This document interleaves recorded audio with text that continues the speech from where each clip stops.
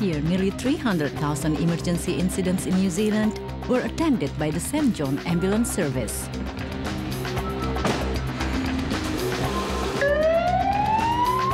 Colin Tan is one of the 700 full-time ambulance officers who are dedicated to providing that emergency care to the community. Hello there, sir. My role as a paramedic would be to respond to any emergency calls that come through to our dispatch area.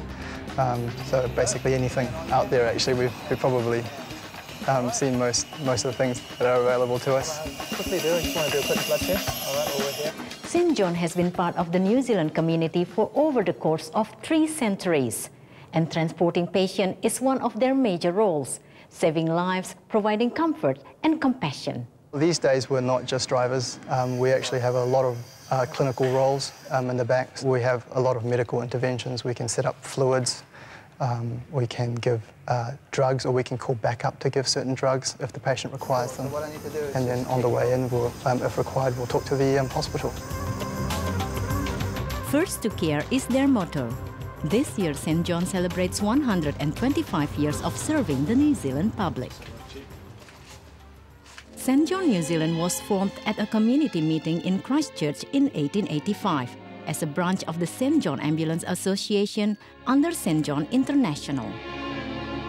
Well, it certainly has been a great evolution from just the wheeled stretchers that we started with. The public's expectation is becoming greater, and so now we must equip our frontline ambulances with the latest medical technology in order to provide the best patient outcomes as we administer our pre-hospital emergency care. The organisation is now more than an ambulance service.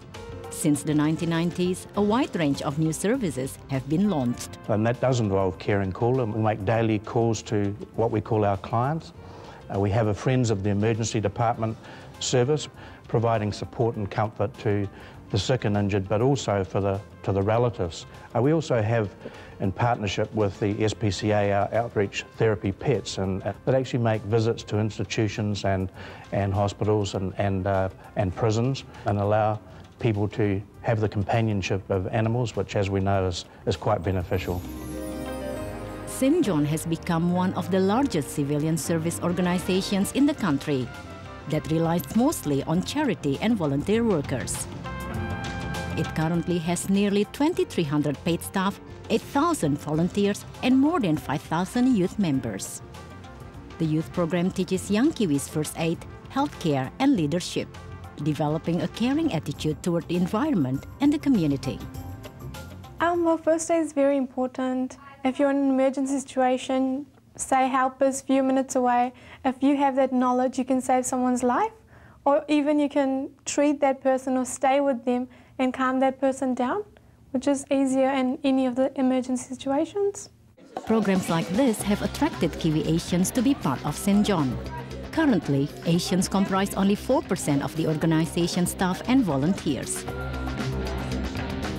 I think St. John does need to change so that the ethnicity of St. John represents the community that we serve. And whilst we have a small percentage of Asian, Maori and Polynesian ambulance officers and staff, I would like to see that grow. It offers a great range of opportunities, and there's so many other things. And just the people here, they're really lovely. It's like a family. That's also one of the reasons why Colin has stayed with St. John since he was a 14-year-old cadet in Auckland. Even after moving to Dunedin to study microbiology, he still volunteered for the local St. John there. Now back in Auckland, he's been doing his doctorate degree while working as an ambulance officer. Oh, well, one step at a time.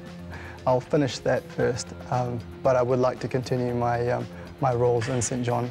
I find it very rewarding myself, and it brings a smile to my face at the end of the day. And a smile goes a long way. After 125 years, St. John will continue to carry out their mission. But they count on the generosity of New Zealanders. For more information, contact 0800 St. John or visit this website.